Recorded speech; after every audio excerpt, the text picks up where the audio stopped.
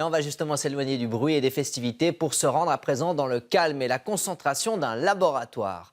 Une start-up vaudoise mise sur le microscope 3D, un outil qui permet d'examiner des cellules en 3 dimensions et surtout de travailler sur des échantillons encore vivants. Une petite révolution qui pourrait rendre le travail scientifique bien plus attractif auprès des jeunes. Geneviève Dantan.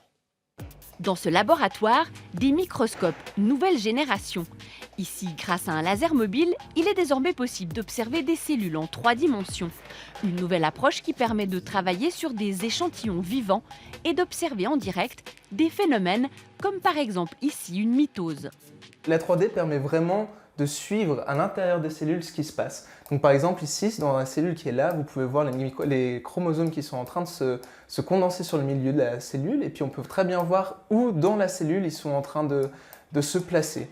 Mieux comprendre le vivant, physiciens, biologistes, spécialistes en photonique, une vingtaine de chercheurs de tous bords planchent depuis 3 ans sur ce projet. Ici, contrairement à un microscope traditionnel, pas de coloration chimique néfaste à la cellule.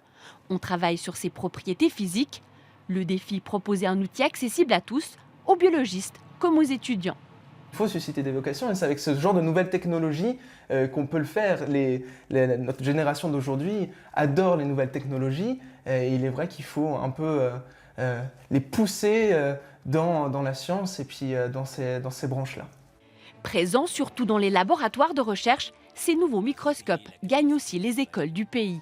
Une approche encore pionnière. Pour l'heure, seuls quelques établissements s'en sont dotés. Ici, dans ce gymnase lausannois, l'appareil a été prêté pour une première phase pilote. C'est comme un fruit plein de graines, donc on va être à la hauteur, on va être créatif.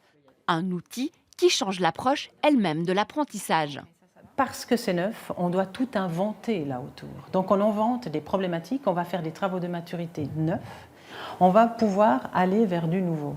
On n'est pas formé de choses plates, donc c'est intéressant de enfin pouvoir voir la dimension 3D des cellules. Jusque-là, la 3D, elle a vraiment été utilisée pour des faits ludiques, vraiment comme le cinéma, la télévision. Et là, on l'utilise à des fins utiles.